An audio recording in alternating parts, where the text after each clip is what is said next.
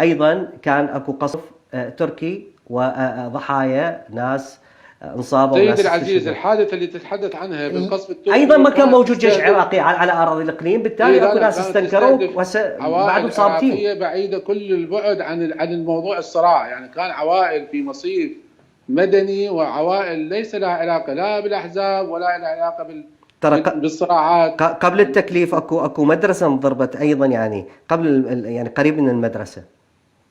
لا، وحصل استنكار ايضا بهذا الموضوع، حصل استنكار.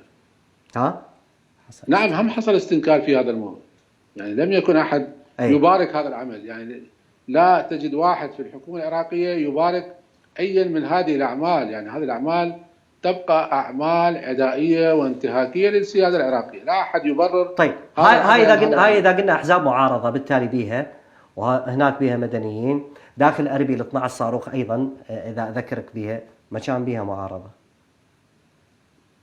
نعم، ولكن كانت قواعد اسرائيليه. ليش تحالفتوا وياهم؟ منو؟ ليش الاطار تحالف ويا الاسرائيليين؟ بالتالي اذا جماعه يحمون عندهم قواعد اسرائيليه على موضوع اداره الدوله غير موضوع الصراعات الحزبيه والصراعات. انت يعني تخبط موضوعين بموضوع واحد. والله كله قصف انا دا احكي. لا، موضوع ليش تحالفتوا، تسال الحزب الديمقراطي ليش تحالفوا. اجاوبك قسما بالله راح اجاوبك.